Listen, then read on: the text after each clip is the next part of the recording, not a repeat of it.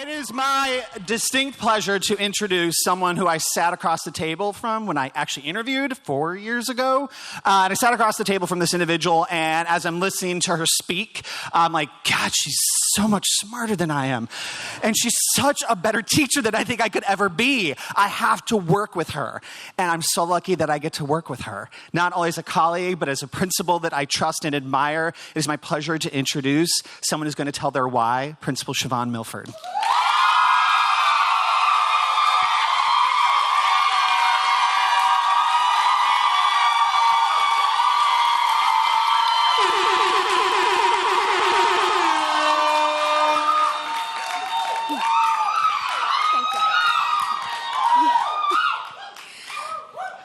Thank y'all so much. For all of you, where all these cheers are coming from right here, many of you know this story. I don't change my why in the sense of what has rooted me and grounded me and why I do this work. So here you will see my dad, and then you will also see my brother. So you see two generations, two of which saw receiving a high school diploma far out of their reach. Both of which who decided around 8th or 9th grade that that journey was ended for them. Later on in life, in their 30s, 40s, returned back to school to get their GED.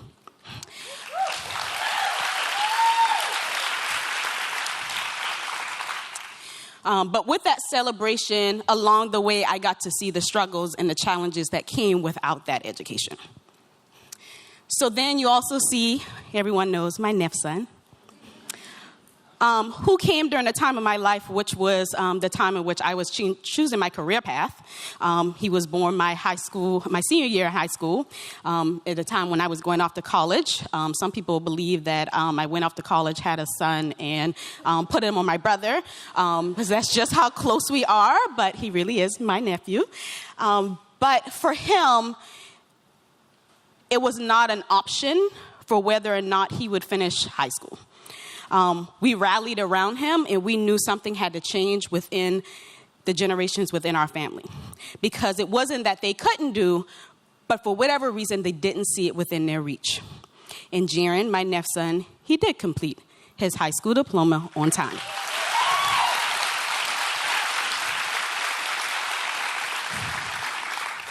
And then my most recent why, y'all.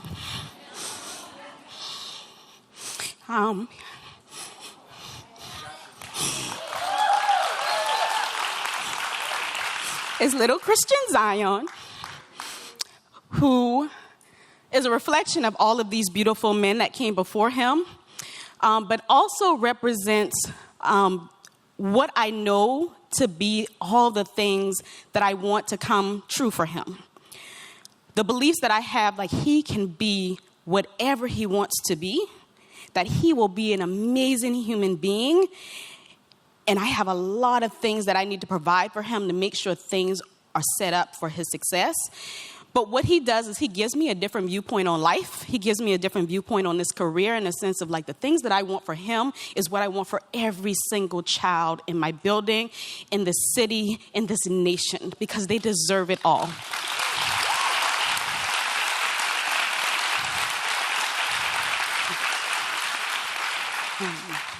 Somebody not pictured here is in the audience, my beautiful mother, who serves as my first teacher.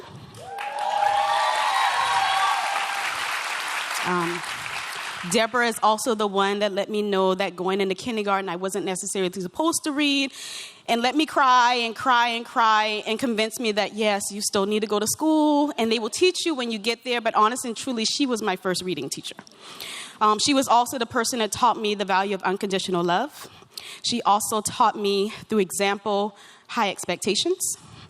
And through her, it is my understanding and why I feel like there's urgency to do this work, and why I can feed into children and tell them, like, I believe in you. Because simply put, like, when I call her and tell her, like, Mommy, I did it, like, really her response really can be summed up into, like, yeah, I know you would.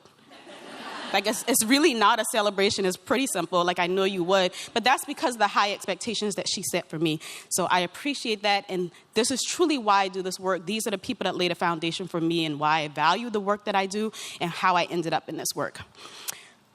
Okay, so now I am going to introduce to you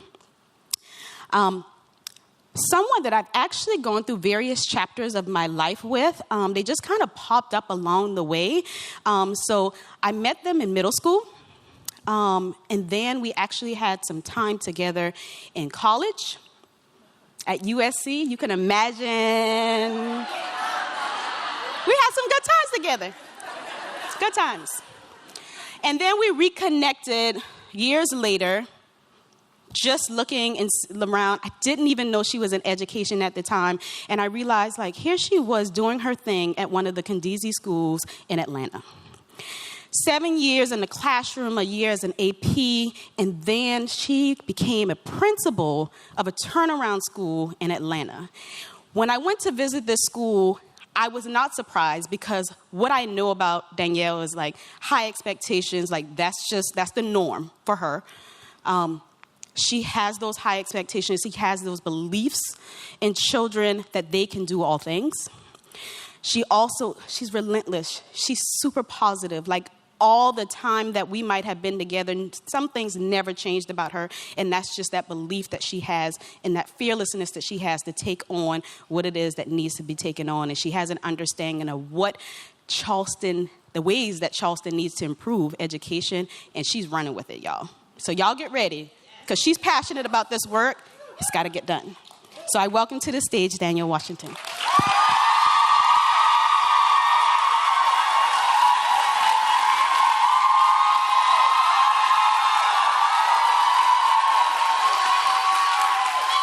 Thank y'all so much. And thank you, Siobhan. Siobhan, you took my mind back. I was like, girl, stop talking. You're talking about college. Stop talking. So this morning, I wanted to talk about a former student of mine because I'm so very proud of her. She is, when I think of the word grit, she is immediately what pops into my mind. So this is Jennifer Jones. And I met Jennifer my third year of teaching. I was teaching at A.L. Corbett Middle School up in Wagner, South Carolina. If you don't know, it's a little tiny town up in Aiken. It's so tiny, it doesn't even have a Walmart or a drive-through. Like, you can't even get drive-through food in Wagner. It's that small. But I met her in my 6th grade ELA class, and Jennifer came into my class with a lot of struggles, both academically and personally. So academically, she struggled a lot with reading and writing. She was receiving IEP services at the time, but really a struggling reader. Personally, she was having a lot of struggles at home with her family, a lot of generational poverty and abuse to the point where social services had to get involved during the time that she was in middle school. But she and I grew to have a really close relationship. I coached cheerleading while I was at that school, and she was one of my cheerleaders, and we just had a really strong bond. But one of the things that I would always tell her, and we would go toe-to-toe, but I would always tell her that you're going to do the work, Jennifer. Like, I don't care what your special education teacher told you. I don't care what the interventionist said, that you can't meet the bar, you can't do it. You're going to do the work in my class, and my job is to support you, and I'm going to pull out all the stops. I'm going to do whatever I can do to make sure that you get there. But you're going to do the work. And so she got mad at me many days. She screamed, she cried, almost cussed me out. But at the end of the day, she did the work. And so fast forward, she made her way through high school, and she was the very first person in her family to graduate from college. And so, yes. And so over the years, we kept in contact, helping her with projects, papers, boy problems, many prayers, Bible studies. But here she is. She just graduated from Morris College in May. She graduated. And she's actually just accepted her first job at DSS. So she'll be coming to stay with me for a few weeks. Y'all pray my strength. She'll be coming to stay with me for a couple of months just so she gets on her feet because this is her very first job. So I'm so proud of her. My heart is just so overjoyed to see how far she's come, and just a tangible example of when we have high expectations. And we say it all the time, but it's not a cliche. When you set the bar high for kids and don't budge, they will rise to meet your expectations. So she is an example. And now I have the privilege and the honor to introduce Miss Kendrin Hilton, principal extraordinaire of Meeting Street, Spartanburg. So this is Kendrin's 14th year in education. She doesn't look a day over 18, so you wouldn't even tell. 14th year and her 7th year with Meeting Street and her 2nd year as the proud principal at Meeting Street Academy, Spartanburg. So, Miss Kendrin Hilton.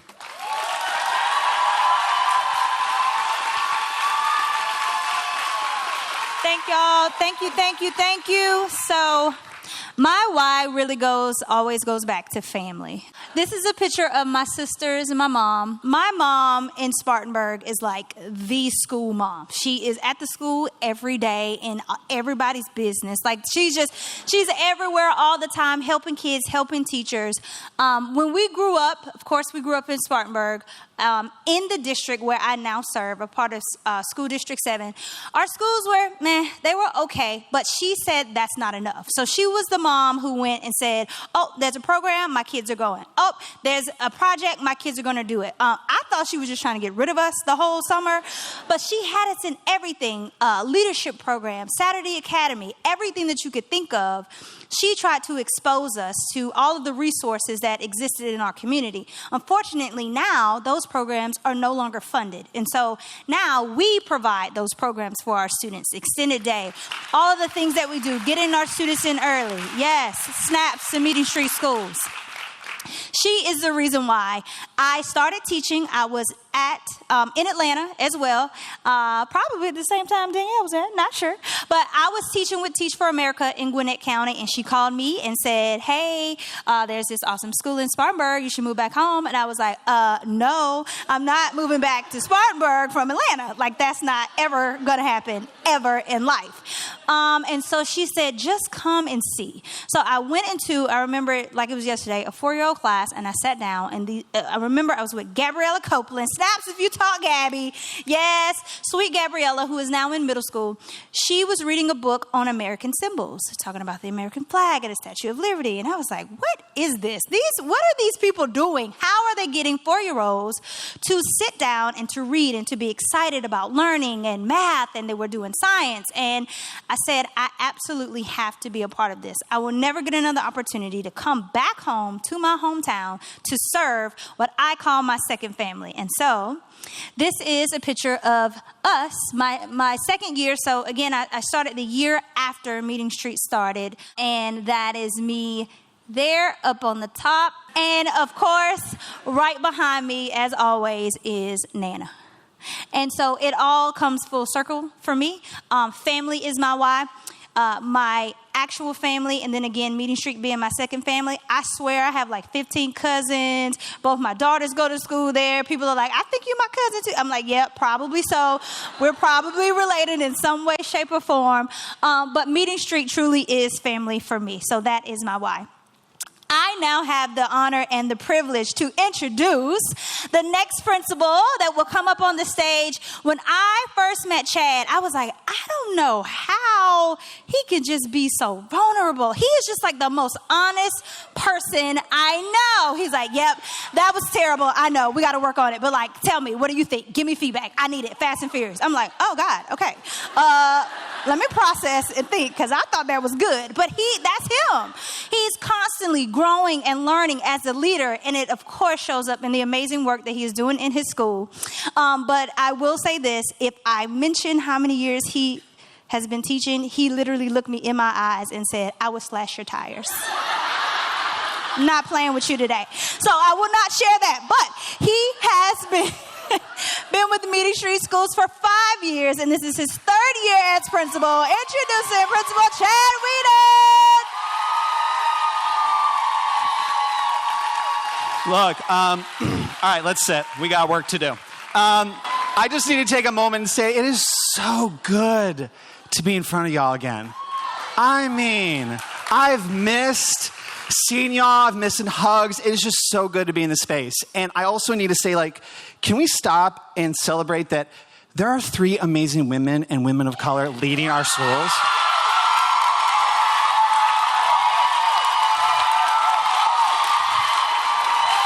I mean, progress.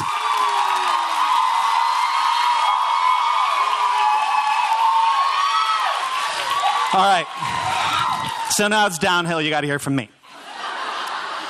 All right, this is me in middle school. It's rough. Look at me.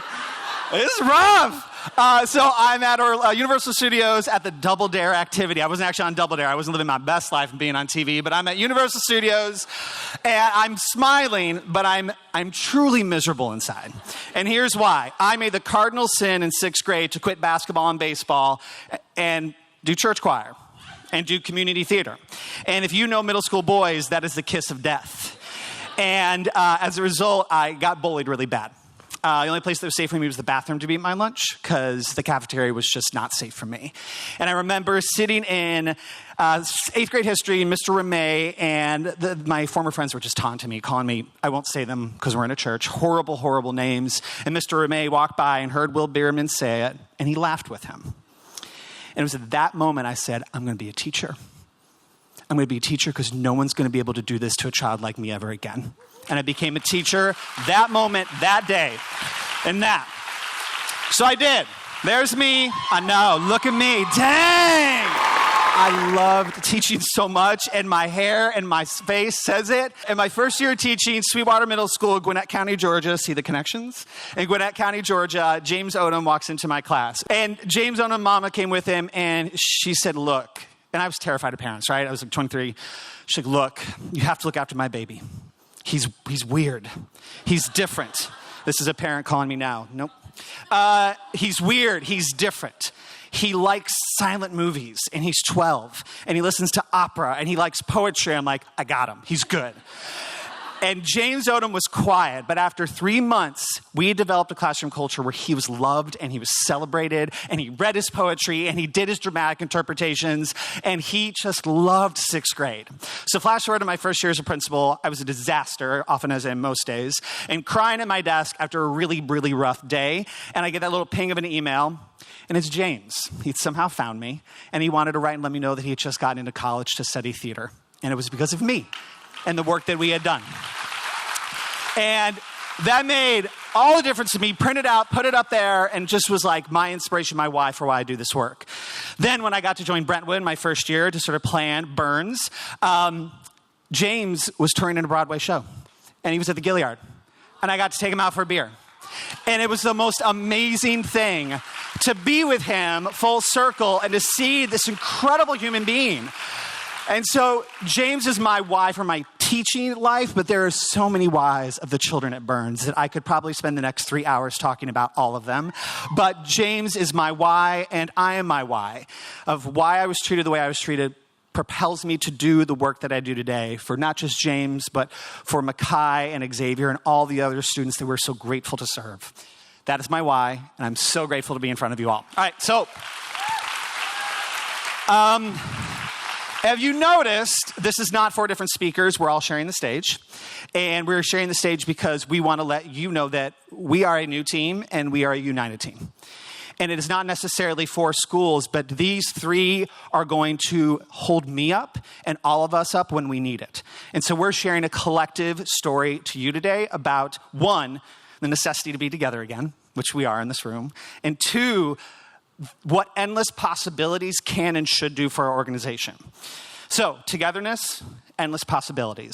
Before Siobhan kicks us off, we have to one more time acknowledge our amazing speakers today. Can we just it's downhill from here, I'm sorry, but thank you so much to everything you've said.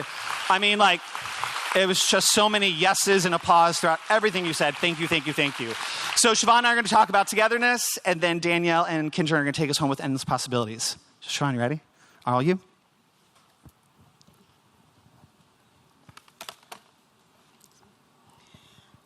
All right, so let's think about last year and thinking about the fact that after a year of standing together 6 feet apart, it's almost impossible not to recognize how much of a necessity togetherness really is. Numerous conversations were had over the course of the year about how challenging this work was as we worked many hours alone. For some of you, you endured so many changes, schedule changes, roster changes, just changes on top of changes. And some of you, most of you, you took on these changes with the most optimism, the most joy. You still brought it for children. And even in the midst of, some of you even had to change the way you delivered instruction in the midst of like, hey, 2 weeks from now, hey, you're going to go back in person, or hey, we need you to do hybrid now. And you welcome these changes. But it was challenging. We know. You also were tasked with this idea of like using your outside voices so that you could be heard through plexiglass. You learned how to breathe through mask while also practicing strong voice, all while still giving off optimism and joy. Like, we don't take this work that you've done in this past year for granted at all. I could probably name a zillion other things that made teaching amid a pandemic challenging, but the factor that was unquestionably consistent in all the conversations that I had with teachers that made it challenging was this need to come out of isolation. You needed each other. And although we were within the same walls, it very much felt like we were miles and miles apart. So it was really life-changing when we actually got to be together again, whether it was just for a meeting with like 2 or 3, then maybe 6, and then we were like, oh, we can come together for professional development. Who has ever been so excited for a meeting? So we could actually see faces and come in contact with the people we love again. So all of this was an all but subtle reminder of one of the aspects of Meeting Street Academy that I often share with people that make us great.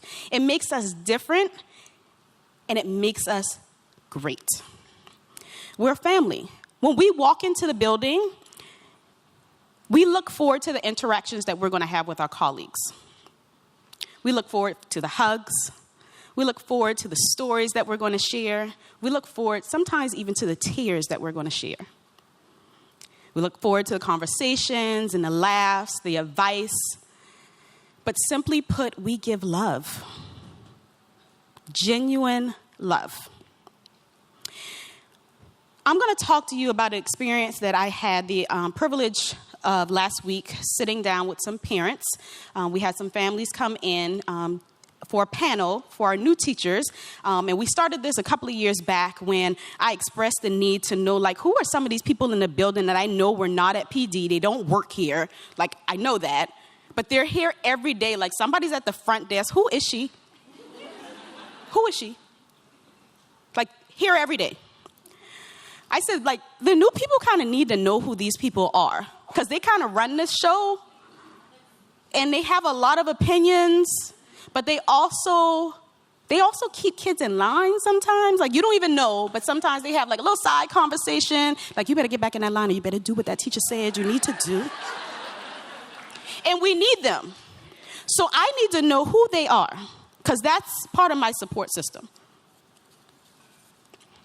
So I'm going to share with you a couple of quotes that came from that meeting that really resonated with me and really helped me to get a really crystal clear picture of what togetherness for our families, for our kids, and even our staff really means in Meeting Street.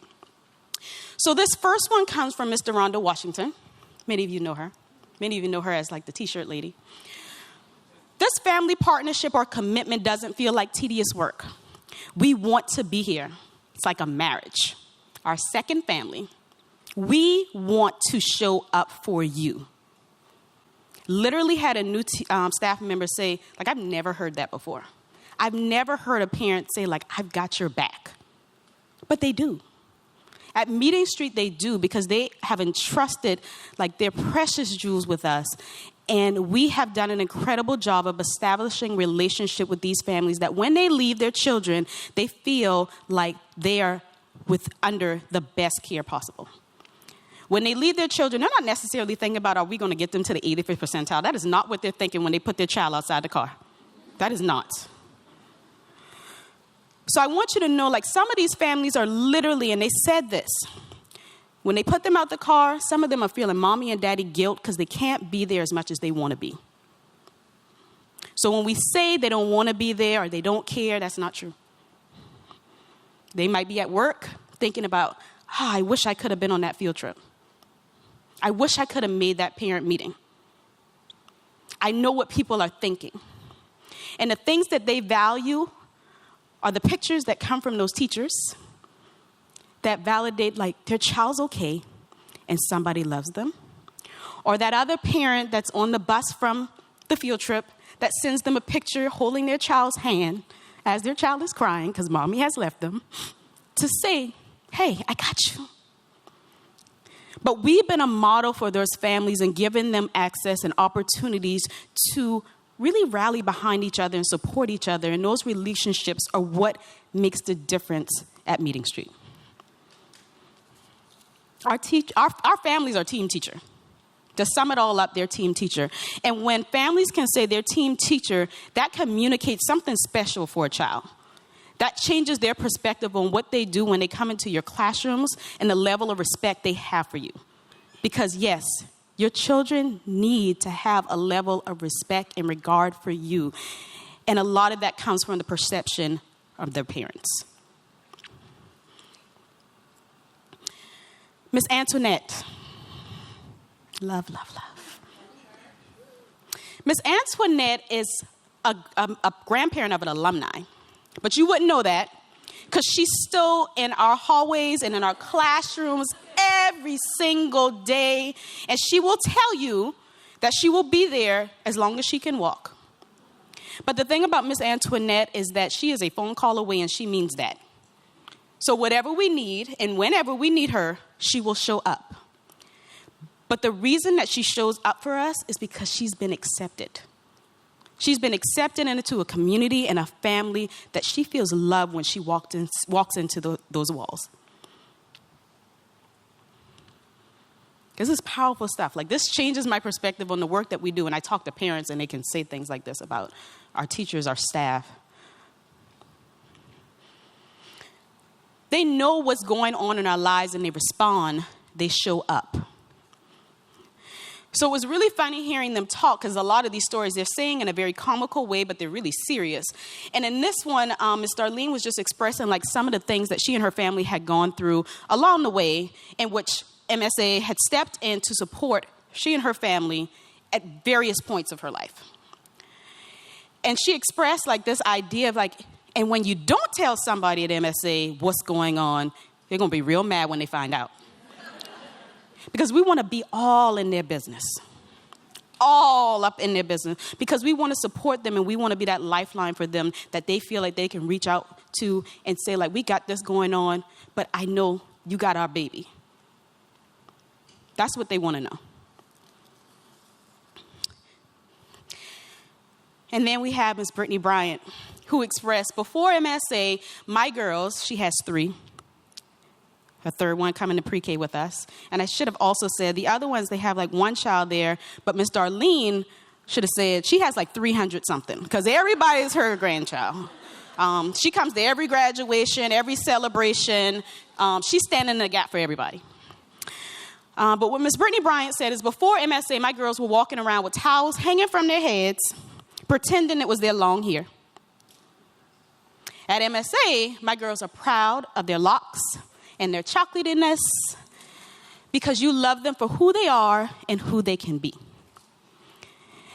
And what really stuck with me was this idea is that you also love their parents.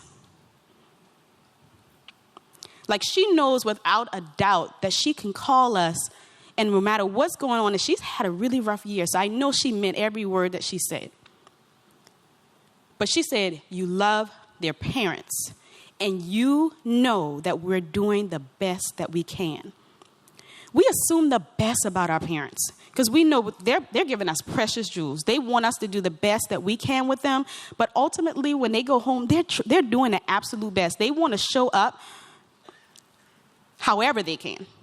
Sometimes they don't know what that looks like. Sometimes they don't even feel like they have what it takes to show up for us, but they want to be there. But most importantly here is like this idea of like us recognizing their students' uniqueness and all that they bring to the table. And like, that's a big takeaway for her. It means a lot. There are a lot of things that many would say we're doing right for children socially, emotionally, and academically. But over time, I'm finding like the major asset to our success has been the sense of belonging that we've created with our families. Like, I know for me, coming to MSA, it made the difference for me. Y'all, I left the mommy that I work with, live with, my best friend, walked into MSA, and I just remember like the families that embraced me, fed me, everything. But the thing about it is like this sense of belonging that we've created for our families and welcomed them into our buildings and given them roles and purpose within the walls of our schools, like that's what makes our school great. And it's this level of togetherness that provides a foundation for the children that we serve. The mission of Meeting Street Schools is to change the narrative of education and prove what's possible for kids. And to change the narrative, we have to do 3 things. There may be more, but these are what I narrowed in on. We must continue to prove that what we're doing works. We got to prove it, y'all. We have things like an early start with developmentally appropriate experiences, the family partnership, rigorous academics, and really honing into social-emotional learning, and all those things like approaching learning with the responsive classroom approach. All these things matter. And we can put them on our website, but we have to prove they work. And we got to understand the why. Secondly, we have to prove that our results are not by chance. It's not a mistake. It's not by accident, and it's definitely not a miracle. This is hard work. It's hard work. It's worth it work. Because this access to quality education that we're committed to providing, it's the right work. But we have to know the why behind what we're doing. We have to prove that these results are not by chance. Thirdly, we have to continue to prove that what we're doing has clear reasoning that can and should be replicated. Because we're talking about changing a narrative, and I'm sure all of you have been exposed to some data for South Carolina and some PD over the past week, maybe over the past couple of months, because we're always looking at it. We're always trying to go back to, like, why are we doing this work? And we look at the data across Charleston, or South Carolina for that matter, what we're finding is even the students that are considered a proficient, above proficient, advanced, like one, we have to question what those even mean. But secondly, when we think about access to choice, and we think about our kids who have to take ACT and SAT, like what does this really mean for them?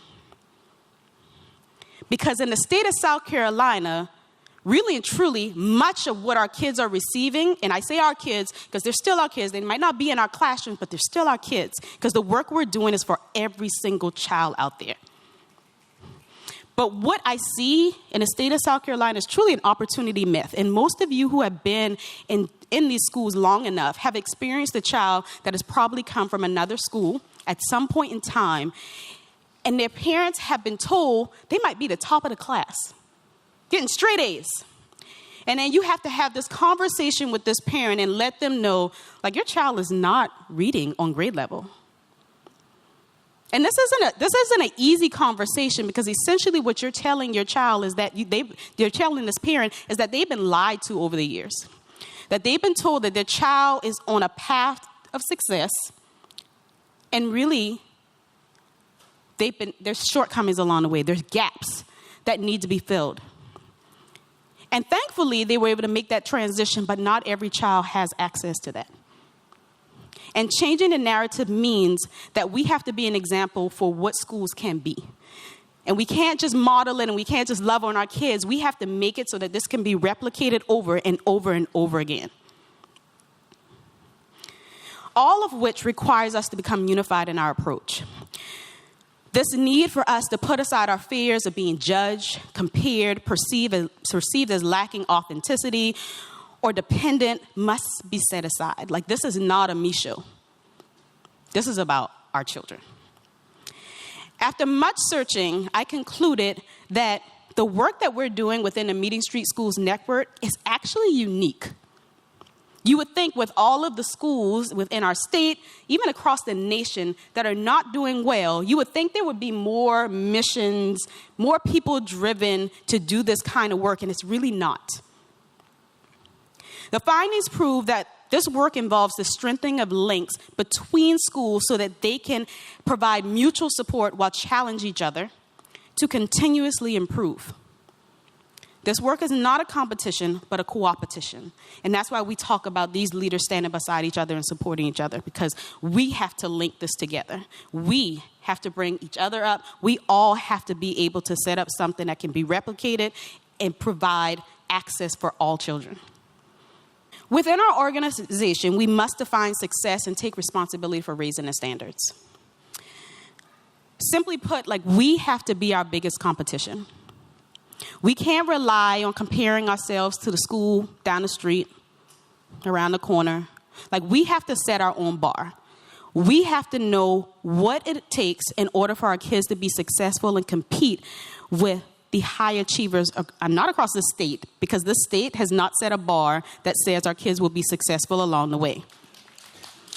But we have to set a standard that says our kids can compete with the best of the best across this nation, around the world. So in that, with a shared mission, a shared vision, and shared values, we must take on this work in a way that defines us as our own competition. As leaders, we come to you united to model the vision of Meeting Street Schools and taking it to the next level and changing the narrative of education. And it starts with us collectively approaching this work with a "they're all our children" mindset.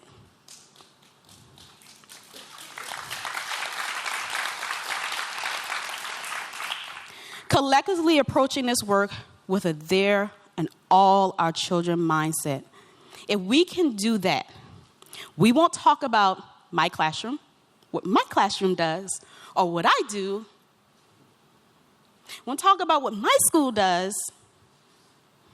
We'll talk about what we do. Because we all have to get better. I don't care where we are. And that's when we talk about next level. Just like when our kids get to that 85th percentile, I don't say, okay, you done for the year. Say, okay, level up, level up. What's our next goal? And that's what we have to do for our schools. We got to keep getting better.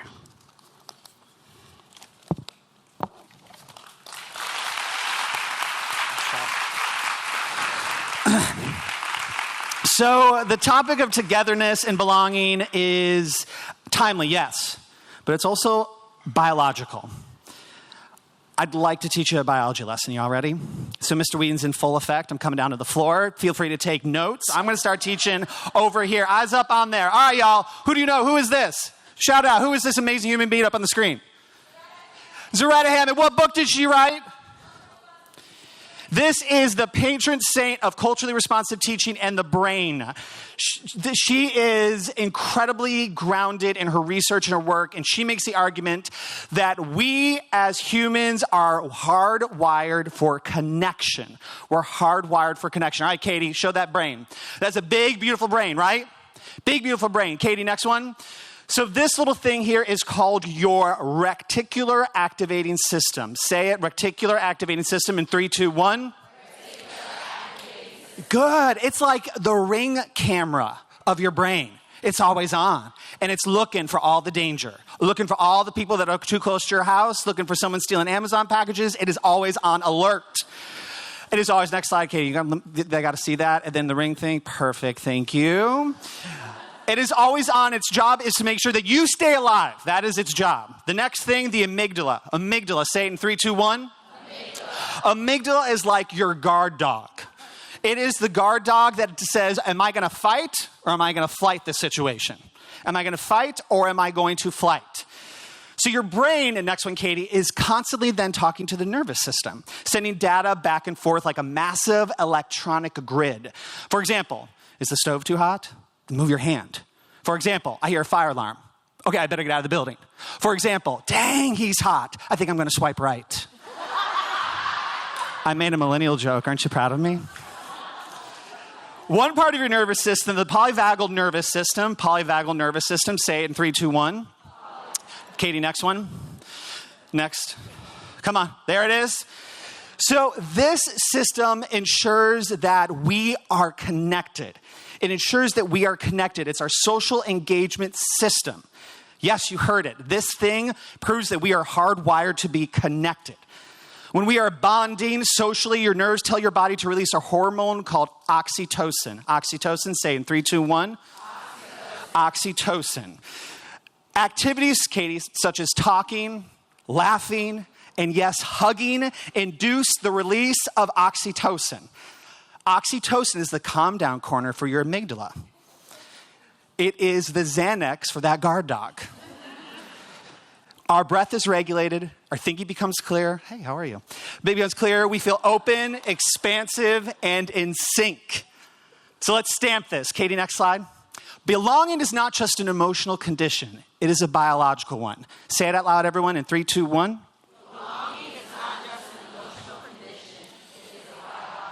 When we're in spaces where we feel threatened or not included or not welcomed, our bodies produce stress hormones. They'll all of a sudden get into our anxiety. In order to really be our best self, our true self, our next level, we have to produce oxytocin. I don't know about y'all, but this past year, I didn't produce a lot of oxytocin. It was a really hard year. I didn't see people. I saw people behind screens. And then I saw people in person, behind masks, behind plexiglass. And in every door handle, and in every countertop, and in every cough, I saw COVID. My amygdala is freaking exhausted. And I desperately need oxytocin. And I'm feeling it from y'all. It's going all throughout my body. But in order to get to the next level, y'all, we have to belong. And I think Siobhan said it perfectly. It's not my classroom, it's our classroom, our kids, our network. We must belong if we're going to go to the next level. We have to. So, not only must we reconnect and rebuild our community, individual schools, but we also must re-belong as a larger team and family. I want to be able to walk into your classes and know names, not just your names, kids' names. I want to walk into your room and I want you to tell me, this is going really well. And I want to walk in your room and say, God, this is not going really well. And I'm like, I know it's not going well at Burns either. Help me. Because if we construct problems together and solutions, we are better. And the stakes, y'all, could not be harder and more high. Our profession is under attack. People are leaving this profession. This is the best job in the world, and I don't understand why we have a teacher shortage. Get this, next slide. 6,000 teachers didn't return to the classroom in South Carolina last year. Next one. Since December 2020, 170 teachers have left the class. 170 per month have left the class. Shocking, right? Per month, starting in December 2020, 170 per month in South Carolina. I will say this till I'm blue in the face. This is the best job in the world. It is the best job in the world. And I don't understand why people are leaving the best job in the world when you work with the best people on the planet. But then it hits even deeper, right? Shout out to the Burns new teachers for surviving boot camp. Shout out one too.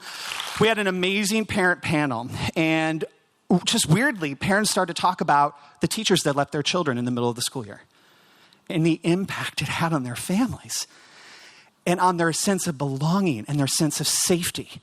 This is Taraji Sexton. She's a rising fourth grader. And I know, right? Burns, I'm going to need your help. You're going to see tons of our kiddos. She had a teacher who walked out on Taraji her first grade and her third grade year. Y'all, this is serious. It's not just our profession. These are children. When we make a commitment to children, we make that commitment to children. It's because they need to feel that they belong as much as we need to feel that we belong. And it's not just Taraji. Next, Katie. Burns, help me out. Who is that? Marquise Scott. Next. Next. Who's that? Isaiah. Next. There's Trin. And then finally, last but certainly not least, Mr. Xavier. These are rising fourth graders. This is when they were in first grade. I say that because we have made a commitment to children and a commitment to our profession. So it will take the groundswell of every person in this room saying to the top of their lungs to someone at Publix or Harris Teeter or some watering hole off of King Street that the best job in the world is teaching. And I've made a commitment to children. And we have made a 20-year commitment to children. So buckle up. You're here for the long ride. We are here to serve children, and we are here to serve the best profession in the entire planet. All right, but what else helps? What else will help keep us here? It is that sense of belonging. So Harvard Business Review has a couple stats and research out. One is, where am I, Whedon? There we are, right there. 50%, if people at their job have a high sense of belonging, it goes to 56 increase in job performance, a 50% drop in turnover risk, a 75% reduction in sick days, and in another study found that having between 6 to 12 friends at work reduces the chance of you leaving that organization. Belonging is a big deal. It's a big deal. You know what else the research says? It says that you need an ally at work. Next slide. I'm going to cold call Shelly because you know. Shelly, would you read the definition of ally out loud, please? Like Phil Donahue, Katie. This is a noun, one that is associated with another as a helper, a person or group that provides assistance and support in an ongoing effort, activity, or struggle. Nice job. I love those words: provide, support, ongoing struggle. Ongoing struggle, right? Doesn't that start teaching? Ongoing support for this ongoing struggle. Having an ally who has your back will keep you that sense of belonging. So I want to put some people on the spot and have them talk about their ally at work. So Natasha Giles, go ahead and stand up. Who's your ally at Burns, and why are they your ally? Oh, hey, everybody. You guys already know. Who you guys think I'm going to say my ally at work is? Maria Scala. She is my ally at work because, she's my everything. What would I do at work without her? If I come in with a problem, if I say I'm going through something, by Friday, Maria has a therapist card. She's like, call this therapist. You need to talk to them. If I say I want to get better at something, by the next day, Maria is sending me PowerPoint. She's giving me instruction on how to be better. She helps me grow. And when I feel those days like I'm about to walk out this door, I don't know if I can do it anymore, Maria's like, no, we're going to go back in together. I'm going to take a break. You're going to take a break. We got this together. So she's my backbone. She's my everything. And she is definitely an ally. Thank you, Nick. Let's do a shout out for Maria Scala. Shout out 1, 2. All right, Miss Katie Preston, who's your ally at the Academy? Awesome. So my ally at the Academy, I actually have a ton of people that I could say, but Gina Jennings.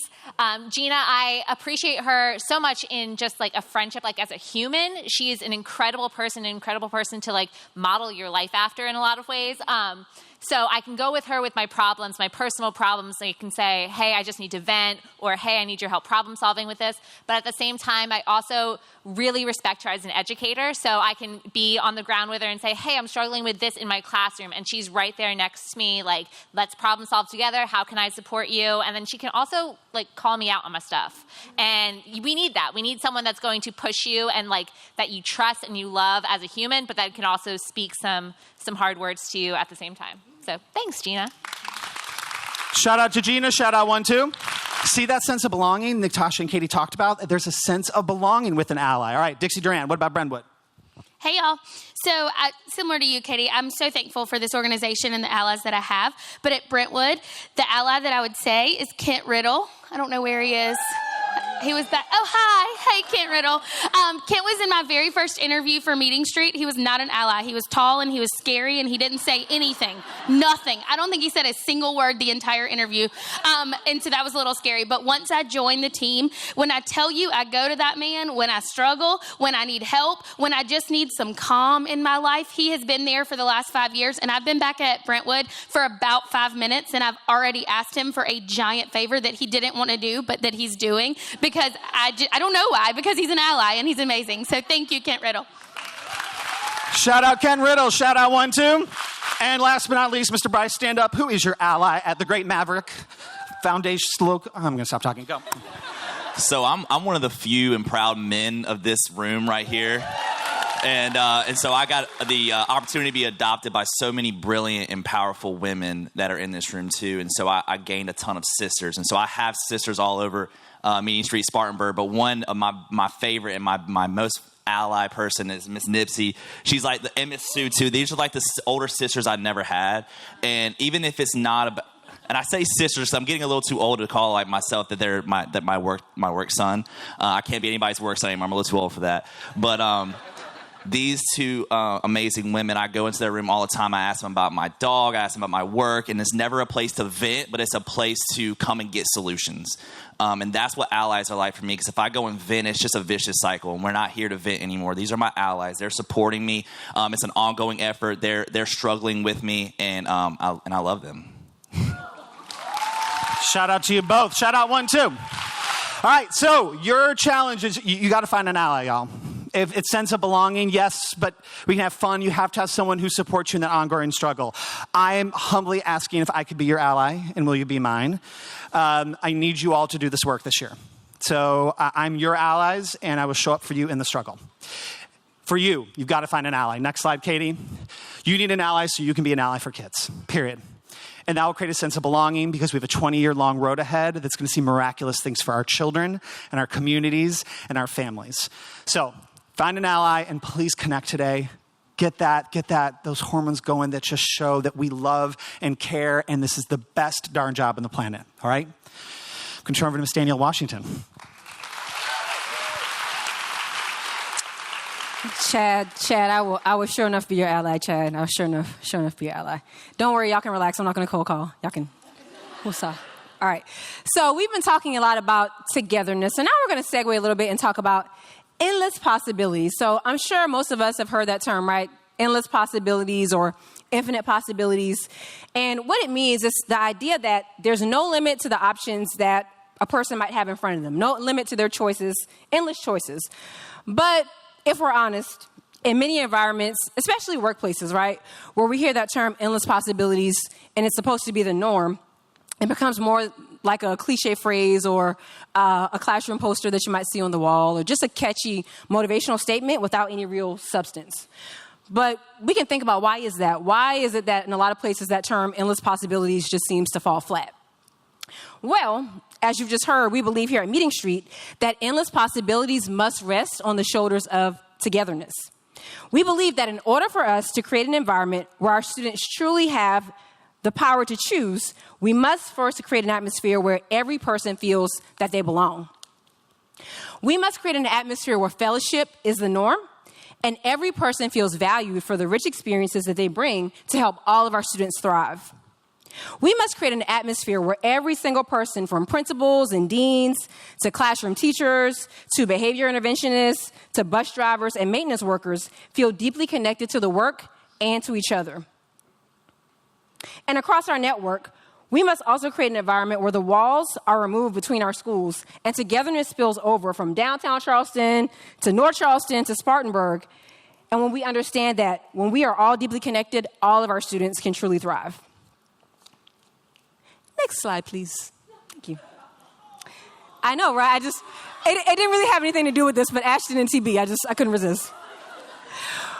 Once we lay that foundation of togetherness, we know that the next step in opening the door of endless possibilities to our scholars is providing them with high quality, rigorous instruction day in and day out, and not just rigorous academic instruction, but rigorous social emotional learning that challenges them to grow not just their brains, but also their hearts.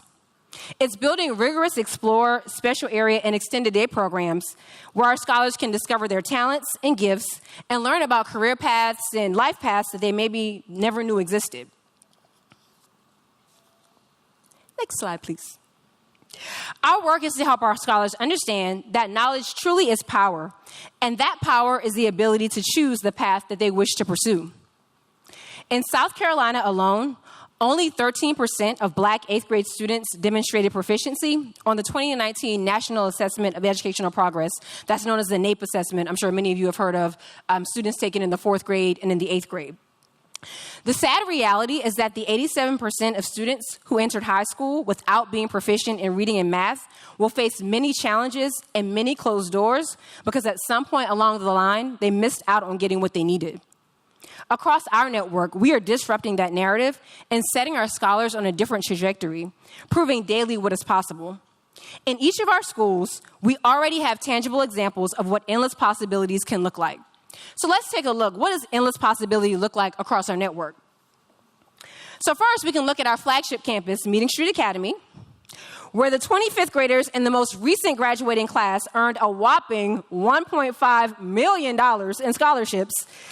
Yeah. To some of the top middle and high schools in the Charleston area. We know that admission to a high-quality middle school is key in setting our students on a trajectory where the power to lead a choice-filled life is within their reach. We can look at Meeting Street Spartanburg, where parents have the opportunity to engage in a unique family academy to build their capacity to be their child's biggest advocate and bring the power of endless possibilities right to their homes and to their communities. We can look at Meeting Street Burns, where the middle school students will be engaging in an intensive capstone project to take all they've learned in their core content classes and marry that knowledge to a real-world topic that they're passionate about. And last but not least, I saved the best for last, we can look at Meeting Street Brentwood, where our founding class is preparing to enter the 8th grade. Y'all weren't ready for Jamea. Y'all weren't ready for her. We've built an honors program where qualifying students will be able to take Algebra 1, Honors English, and Spanish 1, which means they'll leave Brentwood with 3 high school credits.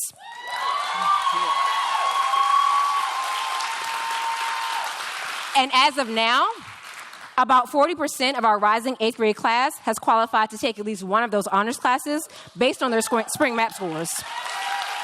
Yes. We know that setting our 8th graders up with the most rigorous 8th grade classes, or rigorous classes rather, will open the door to top quality high schools in our area and put them on the path to both college and career. And I've shared this story many, many times. Those of you that have been around, you probably are tired of hearing like, oh, I'm tired of hearing your why. But I have to keep on saying it. So I know this to be true about the importance of setting kids up with rigorous experiences in middle school and even in early elementary school from my own experience. So I've shared this story with many of you about how in my neighborhood growing up in North Charleston, the school I went to wasn't a really great one, and my mom had to, pull some strings, jump over some hoops to get me into a better quality school about 20 minutes away from where I lived. But that one decision put me on the path to college and career. So I had access to honors English, I had access to algebra, I had access to French, classes that were not being offered at the zone school in my area. And as a result, I was able to attend Academic Magnet High School. I got scholarships for college. I was able to go on to earn my bachelor's, my master's, which nobody else in my family had done. Even my education specialist, which is why I'm standing here in front of you. But saying that to say that all of those experiences opened the door for me to choose any career path that I wanted to, hence this idea of endless possibilities. And that all started right as a middle school student, which is why this work we're doing is so important to set our kids up with rigorous college and career experiences as they're entering middle school. This is one of the things that most excites me about being able to do this work here at Meeting Street Schools. We are bringing the power of endless possibilities to kids who are like me, full of potential, but without a place in their community to express it or cultivate it. We are bringing the power of endless possibilities to single parents like my mother, parents who are willing to do whatever it takes to make sure that their kids have a better life than they have, and parents who know and understand that their kids deserve far more than a minimally adequate education. We are bringing the power of endless possibilities to communities like Dorchester, Wayland, and Highland because research shows that strong, economically viable communities and neighborhoods begin with strong schools that holistically serve their children and families. So with that, I'm going to pass it over to Principal Hilton, who's going to talk to us more about endless possibilities.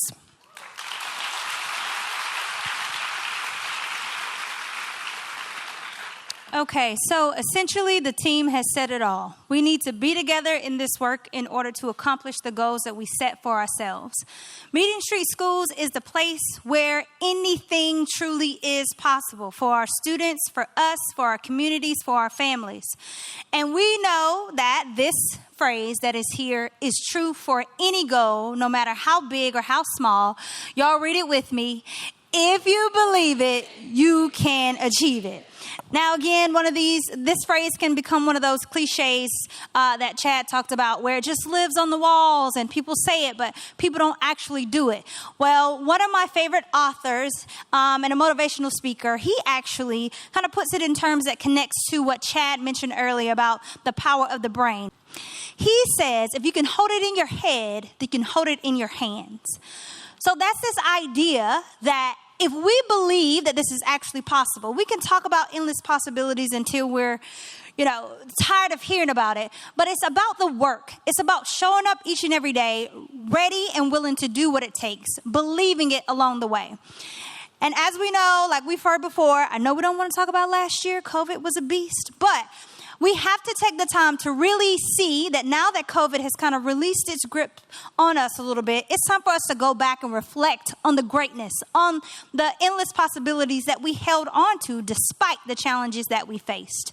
And so last year, Meeting Street Schools, we were able to do some amazing things despite all of our hurdles.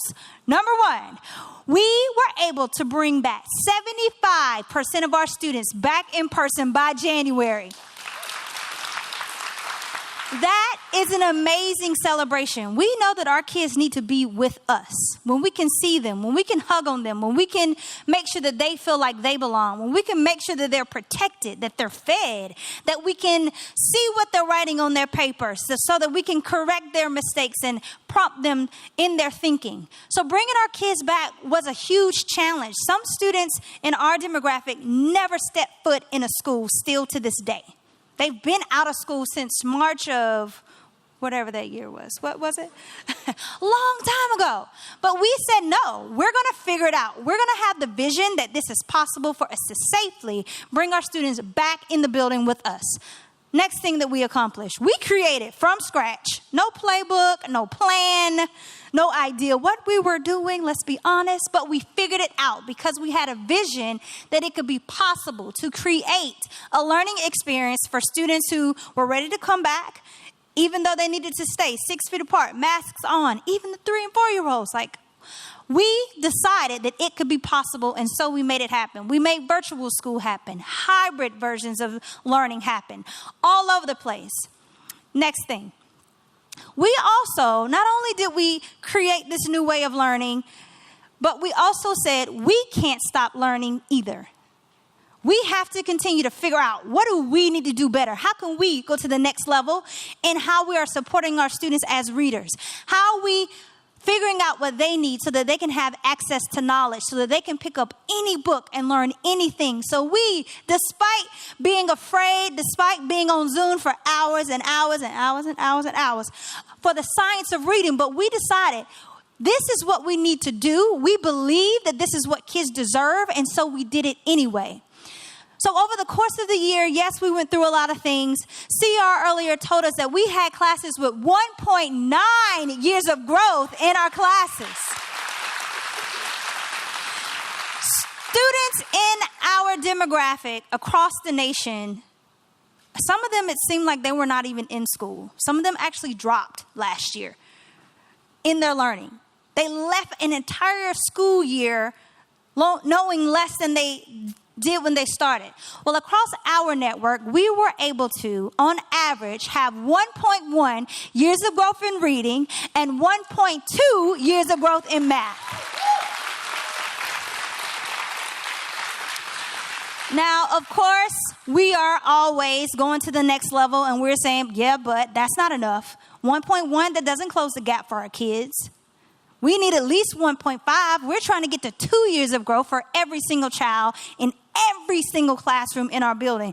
Luckily for us, COVID has kind of released its deadly grip on us just enough to, again, get back together to be a team and be a family. And so now we can reconnect to our vision. Meeting Street Schools has a vision of excellence. Y'all, that bar is super duper high. Excellence in the classroom, among teachers, at the leadership level, with our families.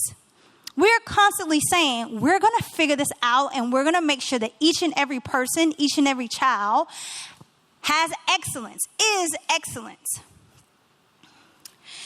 And here's what I know to be true. We know how to do this, okay? I can do all things through evidence-based best practices, wit and wisdom, eureka, responsive classroom, creative curriculum, second steps. These things are tried and true. They work. And this year, we're going to push us even more. Our next level is just doing this very short list. I know we have our other programs that we want to do, but we're going to try to take exactly what we know works for our kids and do those things extremely well. I heard a quote from one of the principals at Spartanburg District 7 that said, I would rather do 7 things extremely well than 20 things on a mediocre level. That's what we're going to do this year for our kids.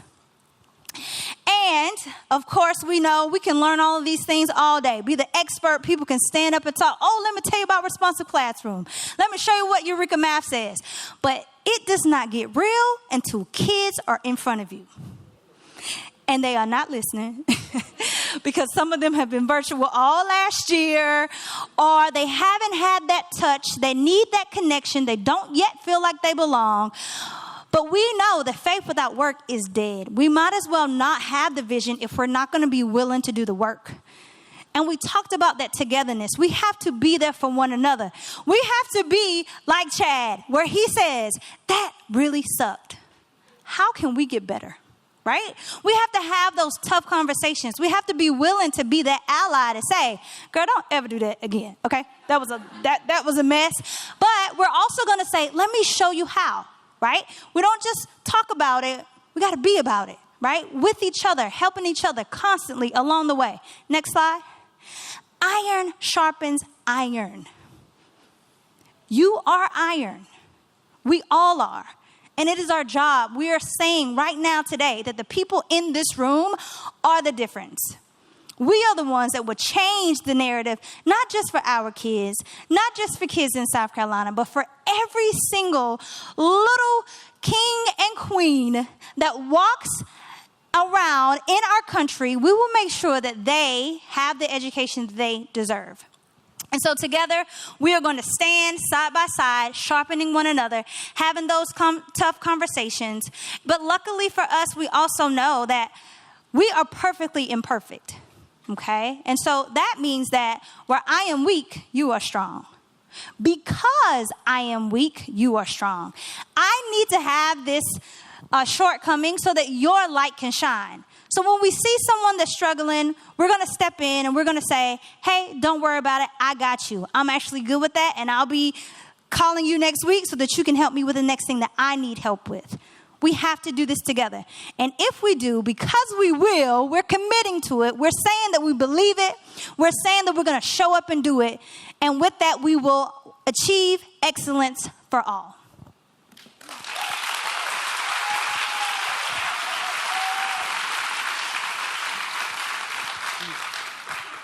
So I think all the words that have been shared throughout this speech today, I think expresses this idea that this work is so urgent, y'all. And these kids are depending on you. And I use that word specifically because they don't need you. Let's make this clear. Because they have family that cares about them, that loves them. I don't want to take us to this place of empathy, of sympathy. I want us to think empathy, and I want us to think about what do our kids deserve. So they're depending on us because you are the ones that committed to this work and committed to doing it well.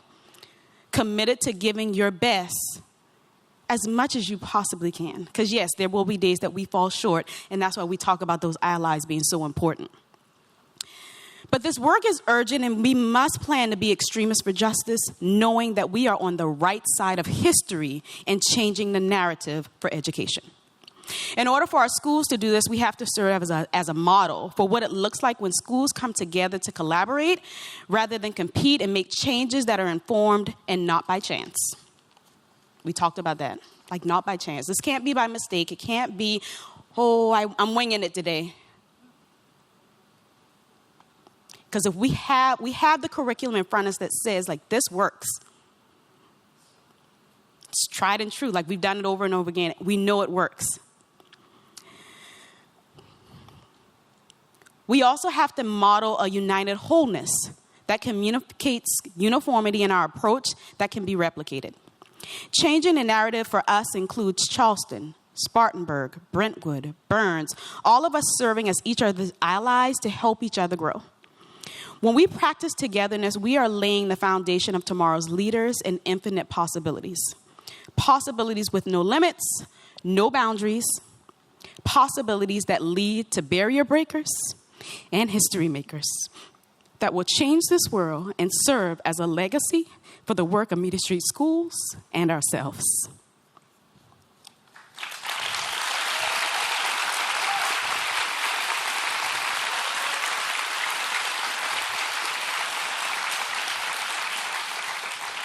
So we leave with you today the message that togetherness and commitment to this mission is what will take us to the next level. Next level in believing that we believe in those endless possibilities for our children, but that requires us to be optimistic, be ready to do the hard but worth it work, and level up.